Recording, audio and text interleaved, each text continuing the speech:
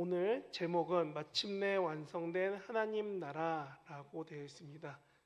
지난번 설교 제목은 함께 걷는 복음의 길이라고 했습니다. 그 길의 끝이 완성된 하나님의 나라라는 것입니다. 그러면 이 완성된 하나님의 나라의 이야기를 전하기 전에 오늘 본문은 요한복음에서 예수님이 자신을 나는 뭐뭐입니다 하는 유명한 본문입니다. 그래서 많은 분들이 어려서부터 듣고 외워오신 분들이 많습니다. 나는 이것을 보면서 이렇게 하죠. 예수님이 길이며 진리며 생명입니다 라는 게 쉽게 외워지고 읊어집니다. 그런데 이 말씀을 통해서 우리는 이 말씀이 예수님이 길이구나, 함께 걷는 그 복음의 길의 길이구나는 알지 이 말씀이 어떤 의미인가는 많이 생각해 보지 않습니다. 사실 요한복음을 처음 들었던 1세기 교회 사람들은 많은 생각을 하게 됩니다. 예수님이 하나님의 아들이심을 아는 사람들은 예수님이 십자가에서 죽으시고 부활하심을 보고 듣고 전달받은 사람들은 예수라는 이름을 위해서 죽어간 그 많은 사람들에 대한 기억을 가진 사람들은 사실 이 본문이 조금은 다르게 보일 수 있습니다. 특히 14장 1절부터 6절까지 내용을 한 번에 같이 천천히 읽어보신다면 이 본문에 정말 와닿는 게 달라집니다. 예수님은 하나님의 집, 우리가 기대하는 하나님과 동행하는 하늘나라에 거할 곳이 참 많다라고 말씀하셨습니다. 그런데 6절에 보면은 예수님 말씀하시기 그 하나님과 동행하는 그곳에 가는 유일한 길은 예수님입니다. 그분의 말씀과 삶은 진리였고 예수님의 부활하심은 우리에게 영원한 생명을 보장하는 결정적 증거입니다. 그래서 길이요 진리요 생명이니 라는 말이 그렇게 들려지고 읽혀지고 살아왔습니다. 그래서 예수님 외에는 하나님 아버지께로 향할 수 없고 예수님이 2절에 예배하신 그 집에 들어갈 수가 없습니다. 그래서 이 본문을 처음 듣고 처음 읽었던 사람들은 그 말씀의 무게감이 지금 우리보다 더 크게 들렸습니다. 그래서 우리에게 부활 사건이 중요한 믿음의 척도가 됩니다. 만일 부활하신 예수님이 없으면 바울 서신에서 말한 것처럼 그렇게 집 나와서 고생할 이유가 없습니다. 여러 제자들이 죽을 거 뻔히 알면서 죽는 그 자리로 자기가 찾아서 들어갈 이유가 없습니다. 만일 부활이 없으면 하나님은 우리를 사랑하시는 분이 아니라 우리를 죽도록 내버려 두신 능력 없는 하나님, 어쩌면 무능한 하나님이 될 수도 있습니다. 아니, 하나님은 능력이 있지만 우리를 선택하지 않았다라는 말이 됩니다. 그래서 여러 말씀에서 말한 것처럼 하나님이 우리를 먼저 선택해서 구원하셨다, 사랑하셨다는 말이 있기 때문에 이 말은 성립할 수가 없습니다. 이 은혜가 어떠한지, 이 부활이 어떠한지를 깨달은 사람들은 이 부활의 능력 때문에, 은혜와 사랑 때문에 누구는 예루살렘에서 스페인까지 걸어갔고요. 누구는 밑으로 해서 아프리카로 해서 에티오피아 넘어까지 걸어갔고요. 누군가는 인도로까지 걸어왔습니다. 그러면서 계속 복음을 증거하고 살아왔습니다. 그런 증언이 전달되고 전달돼서 오늘 우리에게 이르러 이렇게 교회에 모일 수 있게 되는 원인이 되었습니다. 이런 모임의 처음이 사실 돌아가 보면은 예수님의 부활이고 그 길의 끝은 예수님을 통한 그 길 따라서 하나님과 함께 동행하는 삶을 살아가야 한다는 겁니다. 그래서 마침내 완성된 하나님의 나라는 예수님이 보여주신 그 길을 따라서 가는 것입니다.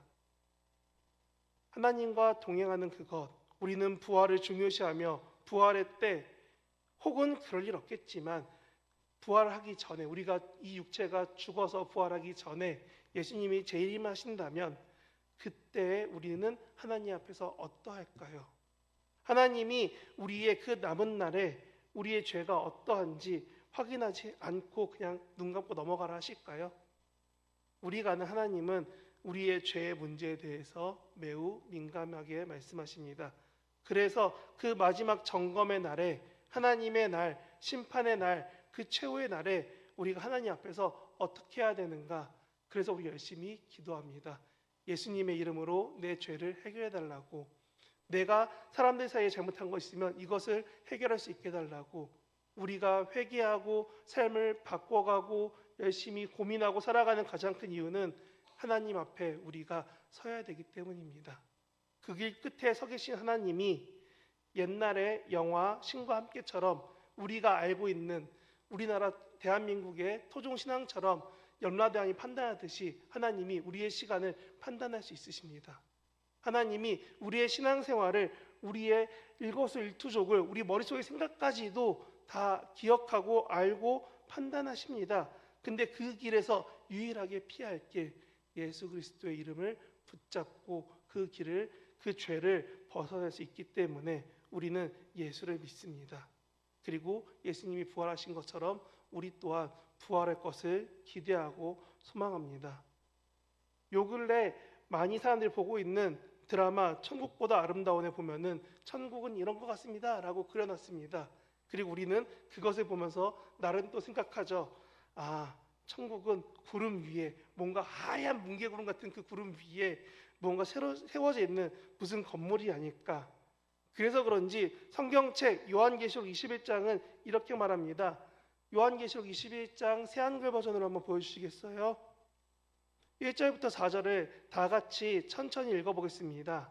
또 나는 보았습니다. 새 하늘과 새 땅이 있었습니다. 처음 하늘과 처음 땅은 사라져 버리고 없었기 때문입니다. 바다도 더는 없습니다. 또 나는 거룩한 도시 새 예루살렘을 보았습니다. 하늘로부터 하나님께서 내려오고 있었습니다. 자기 남편을 위하여 꾸민 신부같이 준비되어 있었습니다. 또 나는 들었습니다. 임금 자리로부터 큰 소리가 말했습니다. 보세요, 하나님의 거처가 사람들 가운데 있습니다. 하나님이 그들 가운데 거처를 두실 것입니다. 그들이야말로 하나님의 백성이 될 것이고 하나님이 친히 그들과 함께 계실 것입니다. 그들의 하나님이 되실 것입니다. 또 하나님이 그들의 두 눈에서 눈물을 닦아 주실 것입니다. 이제는 죽음이 더 없을 것입니다. 애곡하는 일도 통곡하는 일도 아픔을 겪는 일도 더는 없을 것입니다. 처음 것들이 사라져 버렸기 때문입니다. 아멘. 이 길게 읽은 이유가요, 요한계시록 21장에 나오는 게 새 하늘, 새 땅, 새 예루살렘, 우리가 하나님과 동행할 곳이 아마 이럴 것입니다 라고 사도 요한이라는 사람이, 혹은 다른 요한인지 모르지만 요한계시록에 남겨놨습니다. 하나님과 동행하는 것은 아마 이럴 것 같아요 라고요. 그래서 저도 요즘에 유명한 AI한테 물어봤습니다. 새로운 예루살렘에 대한 그림을 그려줘 했더니 이렇게 그려줬습니다. 네, 서울 하늘에 갑자기 황금색 예루살렘이 열리면서 저기 들어갈 거다 하고 사람들이 보고 있습니다. 여러분이 기대하는 예루살렘 모습과 같습니까? 성경에 보면 21장의 예루살렘은 저렇게 정방형 건물에 무언가 높이 쌓여지는 황금색 건물로 그려지고 있습니다. 내려주셔야 됩니다. 우리는 각자 조금씩 다른 방식으로 하나님의 나라를 상상하고 기대하며 살아갑니다. 그래서 이 목사가 바라는 하나님의 나라 그림이, 혹은 AI가 그렸던 그 그림이 내 생각과 다를 수 있고 내 바람과 다를 수 있습니다. 그러나 중요한 것은 뭐냐면 그림을 그리는 주체가 무슨 생각을 그리는가에 따라서 그림이 달라지듯이 우리는 서로가 다 다른 하나님의 나라를 기대하고 소망하고 있습니다. 그래서 그곳에서 내가 이런 복을 받겠지, 이런 누림이 있겠지, 이런 삶이 있겠지 하고 살아가는데, 방금 말씀에서 뭐라고 했냐면 이렇게 말합니다. 그곳에는 더 이상 아픔과 슬픔이 없습니다. 물건을 고를 때 진지함처럼, 배우자를 선택할 때 친중을 넘어서 우리는 하나님께 나아가기 전에 열심히 고민합니다. 왜냐하면 하나님과 하루 이틀 보고 안 볼 관계가 아니잖아요. 가서 영원히 함께 할 건데, 그 하나님과 동행해야 되죠. 예배해야 되죠. 계속 살아야 되죠. 그런데 내가 하나님과의 관계에서 껄끄러운 게 있네요. 살 수 있을까요? 사실 오늘 우리가 이 세상에 살아가면서 일주일에 한 번 보는 사람이 불편해서 교회를 옮겨왔습니다 라는 이야기를 제가 전에 모 교회에서 들어봤습니다. 참 민망하더라고요. 청년이 왔는데 왜 옮겼어요? 아, 네, 전에 교회에서 사귀다가 깨져서 더 이상 교회를 못 다니겠어요 하고 옮겨왔습니다. 이런 이야기들처럼 우리가 사람 보기에 불편해서 교회도 옮기는 판국인데, 과연 하나님과 영원히 사는 삶에서 내가 하나님과 불편하다면 그 삶을 살아갈 수 있으시겠습니까? 우리가 어떻게 그 영생의 자리에서 무엇으로 살아가야 되는지, 그리고 어떻게 살아가는 것이 하나님 나라의 완성이 되어 가는 것인지 다시금 생각해 볼 때 우리는 한 가지 염려에 부딪히게 됩니다. 사람들이 죽고 있다고요.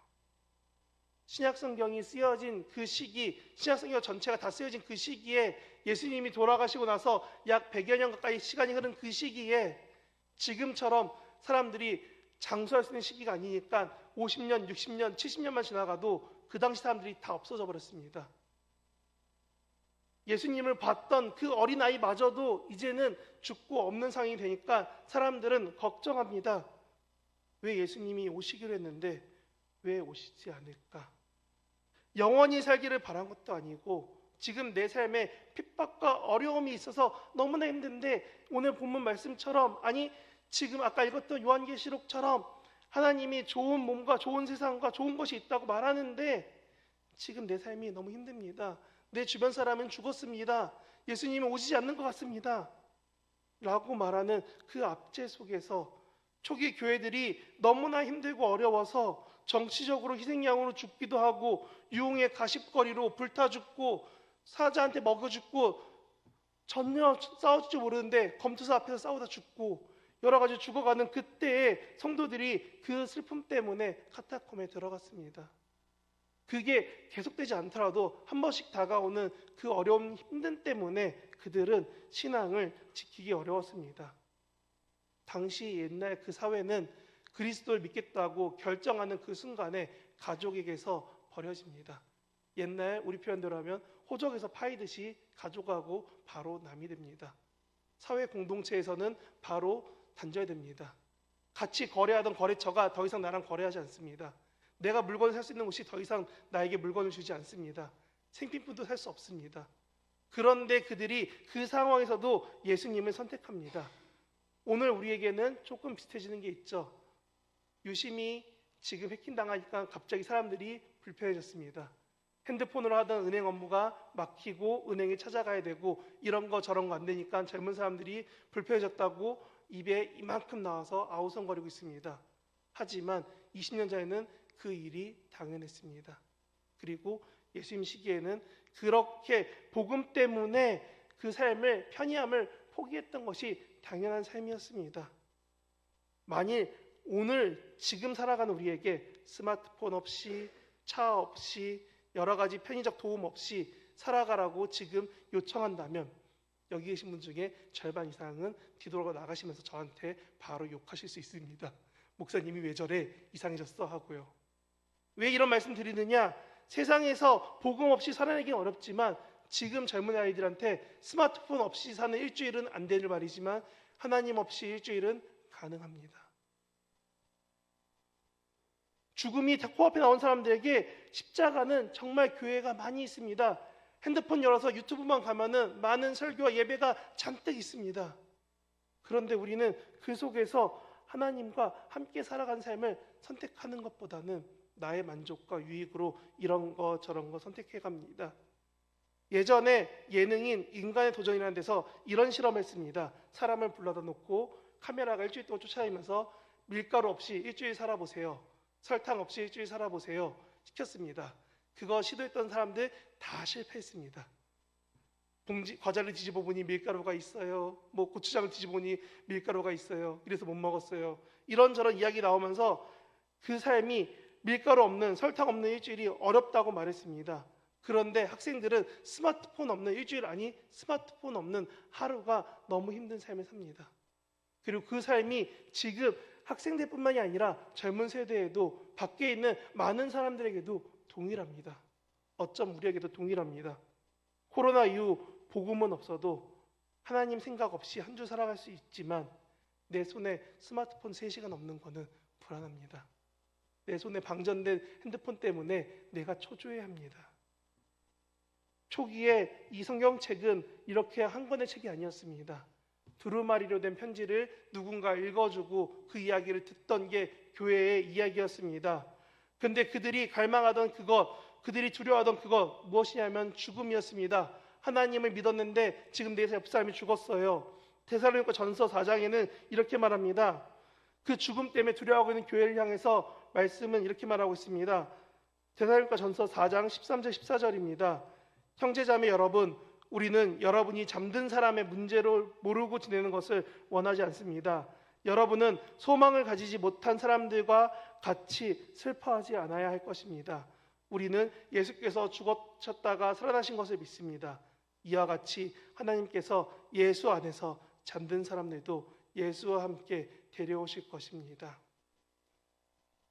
데살로니가전서 4장 13절부터 끝나는 18절까지 말씀을 읽어보면은 특히나 나한테 소중한 사람이 잃었을 때 어떻게 해야 됩니까? 하는 위로가 잘 쓰여 있습니다. 그래서 이 사람이 죽었다라고 하지 않고 이 사람이 지금 잠들었다라고 말합니다. 어디 안에서요? 예수 안에서요. 우리가 지금 이 말씀을 붙잡고 이들이 어떤 위로를 얻은지 생각한다면 오늘 읽었던 말씀 2절에서 그런 사람들을 위해 예수님이 친히 거처를 많이 준비하셨다는 것을 들었다면 계시록에 나왔던 것처럼 하나님께서 우리를 맞이해 주실 그 아름답고 기쁨의 그 새로운 장소가 있다는 것을 생각한다면 지금 삶에서의 고통이, 지금 삶에서의 어려움이, 지금 삶에서 옆에 사람의 지인의 죽음이, 그리고 노예 같은 그 삶이 그리스도인들에게 견딜 수 있는 위로가 되었습니다. 예수님이 곧 오시겠지, 내가 이 고통스러운 몸에서 벗어나겠지, 하나님이 나와 함께 하신다면 이 죽음 이후에 분명히 나는 회복할 수 있을 거야. 그래서 육체적으로 죽음을 맞이하지만 하나님께서 예수님이 부활하신 것처럼 우리가 새로운 몸으로 부활할 거야. 어디에서? 새로운 하늘과 새 땅에서. 그래서 우리는 그 단어를 쓰고 싶습니다. 근데 저쪽에 저 이상한 아저씨 쓰는 바람에 우리는 그 단어를 못 씁니다. 그래서 저는 다시금 말씀드립니다. 우리가 고민해야 될 그 의미, 새 하늘과 새 땅에서 우리가 새 몸으로 어떻게 그 나라를 완성시킬 것인가. 하나님은 우리에게 고통과 눈물 없는 그곳에서 회복해서 영원히 살아가길 원하십니다. 내가 이 육체에서 많이 써서 아파진 내 몸을 가지고 올라가는 것이 아니라 내가 여기서 죄지어서 내가 죄 때문에 내 더러워진 내 몸을 가지고 가는 것이 아니라 하나님이 우리에게 원하십니다. 바로 하나님과 동행하는 계속된 삶, 그 삶에 예수님과 함께 올라와서 영원히 함께 하자고요. 그 삶을 계속적으로 살아가려면, 하늘나라 시민권을 가지고 살아간다면 이 땅에서 우리의 삶은 바뀌게 됩니다. 단지 미래가 있기 때문에, 영원히 더 그곳을 옮겨갈 것이기 때문에 이 땅에서 마음대로 살아도 돼 라고 하는 사람들도 있습니다. 아니야, 이 땅에서 더욱더 청렴하게 살아야 그 땅에서 잘 살 수 있어 하고 이 땅에서 고행하는 사람들도 있습니다. 하지만 성경 어디에도 그것이 하나님의 길이라고 말하지 않습니다. 우리가 가야 될 그 길은 몸에서 혼만 빠져나가는 길이 아니라, 하나님께서 이 병든 육체를 가지고 가는 길이 아니라 하나님께서 회복시키실, 동행하실, 영원히 함께 하실 그 길을 살아가는 것입니다. 고린도전서 15장 52절에 이렇게 쓰여 있습니다. 잠깐만에, 눈 깜짝할 사이에, 그 짧은 순간에 마지막 나팔 소리에 그렇게 될 것입니다. 나팔이 울릴 것이고 그러면 죽은 사람이 썩지 않을 몸으로 살아날 것이며 우리 죽지 않은 우리들도 변화될 것입니다. 라고요. 지금 내 삶이 어떻습니까? 썩을 몸 때문에 아프십니까? 혹은 고통스러우십니까? 밖의 세상과 환경이 나를 어렵게 해서 더 이상 눈앞에 소망은 없고 부활이 기대가 되지 않습니까? 그런 삶을 살아갈 때 오늘 본문은 말하는 것입니다. 예수님이 길이고 진리이고 생명입니다. 유명한 신학자의 책 제목이 오늘 설교 제목과 비슷합니다. 톰 라이트라는 학자는 이렇게 말합니다. 우리는 이미 이 땅에 오신 예수님과 아직 오지 않으신 오실 예수님 사이에서 살아가고 있습니다. 그러니 이 세상을 잘 다스려야 됩니다. 라고 말합니다. 또 이 학자와 열심히 싸우고 있는 다른 유명한 학자는 이렇게 말합니다. 예수님이 부활하시고 그 사랑으로 우리에게 은혜를 주셨는데 왜 그 은혜가 있는데 세상에서 제대로 못 살아가십니까? 라고요. 저는 이 두 가지를 가지고 담대하게 전하려고 합니다. 우리에게도 하나님이 주신 그 놀라운 은혜와 사랑이 넘치고 그 넘친 것 때문에 감사해서 이 경험과 고백이 날로 커져서 세상에서 증언할 수밖에 없는 삶을 사시기 바랍니다. 그렇게 내 삶에서 살아가고 있다면 그 자리가 마침내 완성된 하나님의 나라가 됩니다. 이렇게 희망을 가지고 살아가시기 바랍니다. 저는 이 말씀을 준비할 때 이런 말을 들었습니다. 누군가는 너무나 아프다, 힘들다라는 소식을 들었습니다. 누군가는 하나님께서 회복시키셔서 지금 살아가고 있습니다. 살아나고 있습니다. 병원에 퇴원했습니다. 라는 이야기도 들었습니다. 하나님의 이야기는 세상에 동일하게 선포되지만 우리들의 삶의 자리는 다릅니다. 그리고 그 자리를 회복시키실 분도 하나님이십니다. 우리가 오늘 현재를 살아가고 그 길 가운데 인내하며 살아갈 때 우리가 오늘 하나님의 나라를 완성할 것입니다. 말씀을 생각하면서 우리는 기억하기 바랍니다. 우리는 하나님 나라의 완성을 기대하고 소망해야 됩니다. 그리고 그 삶을 살아갈 때 마침내 완성될 그 하나님 나라에서 우리도 살아가게 될 것입니다. 그렇게 나의 믿음이 견고해지도록 기도하시기 바랍니다. 나와 가까운 가족과 지인들로부터 여러 사람들이 그리스도를 알 수 있게 해달라고 중보하기 원합니다. 하나님이 회복시키실 그날에 새로운 몸을 기대하면서 내가 더 힘을 얻어 살아가도록 함께 해달라고 소망하기 바랍니다.